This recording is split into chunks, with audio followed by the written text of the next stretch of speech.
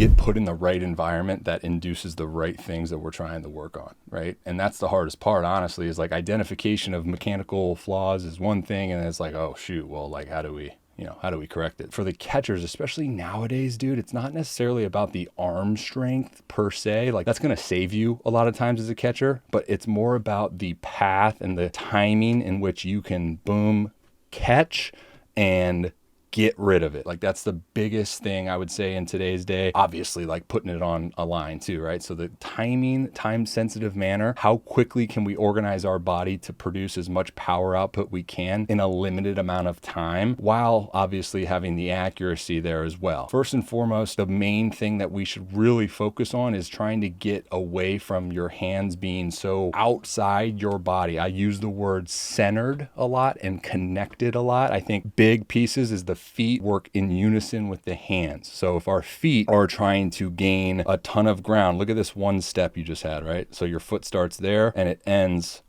there. Work in tighter windows, okay? And I know this is more to do with you being 15 and more so spatial awareness and stability, but I would just say work in tighter windows. A lot of the drill progressions that I just filmed for you that you'll see, dude, are like really emphasizing just the quickness and the burst of those pulses of your hand and your feet. And I think the more that we can get the feet to work in tighter windows, the hands are going to want to do the same. Because right now, and again, I think this just goes true for human beings in general, right? Like your hands are going to match the space that your feet go. Same with like the glove hand and the throwing hand. Those are going to match. That's why I really like the idea of a restricted glove side, connection balls, counterbalance, stuff like that. So first things first, again, just to give you the goal, I think we can get rid of just the excess space that your hands are traveling. Again, I walk that fine line of not getting too fixated on like teaching you how to catch and throw as a catcher specific, more so just like optimal throwing mechanics. But optimal throwing mechanics for a catcher is how can I produce as much power output in a small,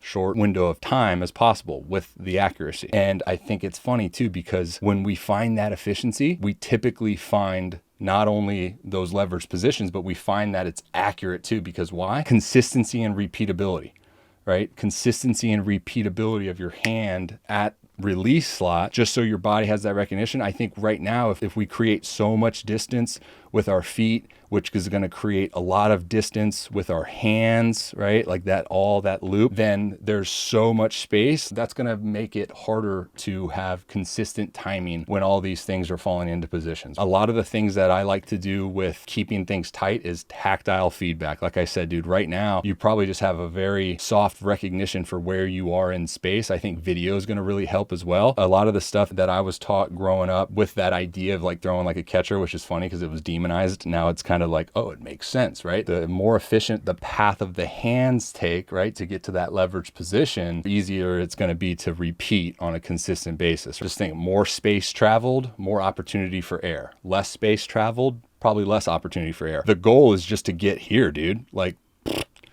that's locked. I would want your front side a little bit stronger. I think that's why you're getting a lot of issues that are command related, because sometimes you're probably throwing and your front side stiffens up and blocks your torso rotation. You're 15, you don't really need to be hearing about all this technical garbage. Throw a freaking counterbalance in that 2-pound, 3-pound plyo ball. I filmed a video with a mini band attached to your glove hand. It's just going to give you that soft mental recognition for keeping that glove side stable. That's all you really need. You don't need like all of your mental emphasis fixated on one little thing, because that's going to take you away from the natural athleticism you have in your throw. Even when you come up and do this little Johnny here where you shift and turn your feet, like don't cover that much ground. I know you're trying to cover that much ground in an effort to create more momentum and more leverage towards your desired target. I'm telling you, it's wasted space. And I think if we just leverage efficiently, your hand's going to have like, this is great posture to be in. Like, yeah, you're a little closed off, but you're rotated. I want this stable, but look at the hand position. And that's what I'm trying to get you there, but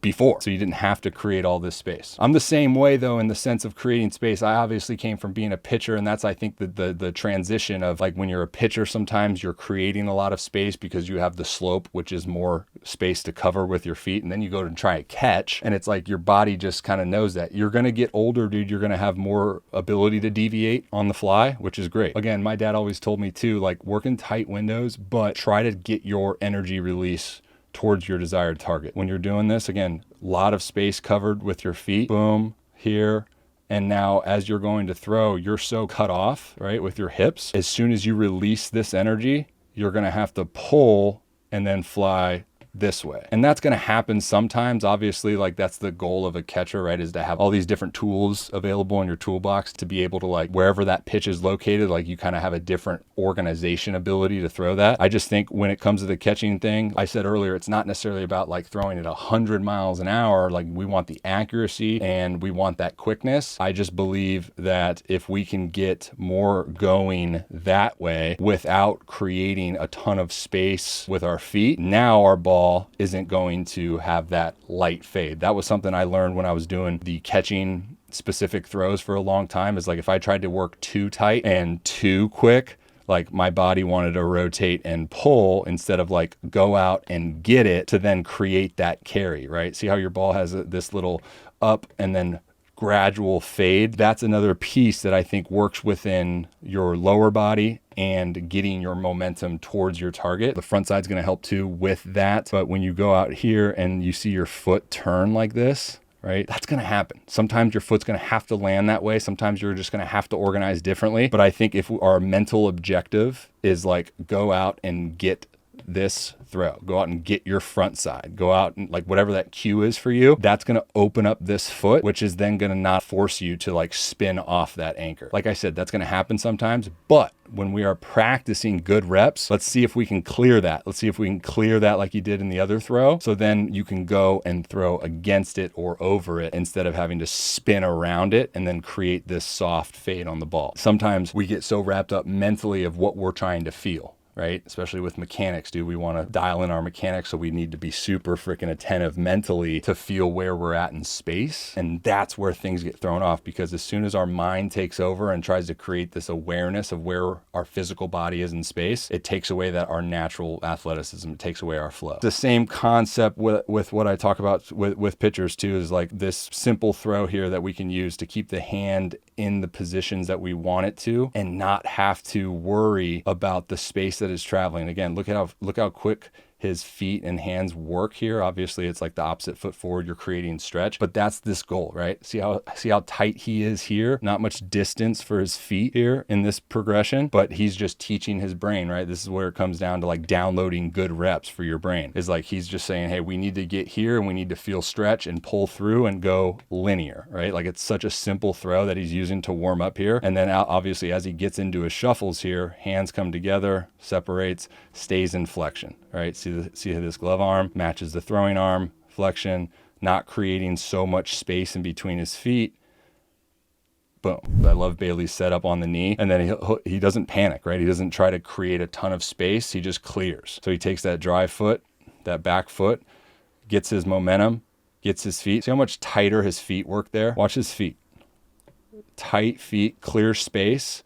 Hands go right to the ear. He's different. He separates his hand early, kind of like you, but you separate your hand early and it creates this hand path that's like really long and hangs out back here. I think that's going to be the difference in you transitioning. My goal right now is to create just an overall athletic arm action, dude. It's not about you being a catcher or a pitcher. It's just about you having the ability to be efficient with your hands and feet through space. And that's why I love working short to then, like, it's always easier to go longer. Like you just buy more time somewhere else. It's the opposite when you're going shorter, right? It's a little bit different. See how the lead leg is going to hover? That's just giving him time for his hand. Even though it's a super time sensitive move, his hand's going to go right to the ear. Glove side's locked, right? Glove side's locked. That's when he's going to start to rotate his lower half. As soon as his lower half rotates just a little bit, he's going to anchor. See how freaking closed off he is right here? But this is just that natural athletic ability. And then just getting rid of it.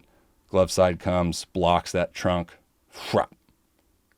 locked, right? Prime example of where we're at in today's game, I think, with catchers is it's not about like, yeah, arm speed's going to save you a lot of time, but it's not really necessarily about who's got the strongest arm, who can get rid of it the most, who can work in the tightest windows and be as accurate as possible. Hand separates from the glove up, right? Up, right there. We're locked right there. The foot can come down.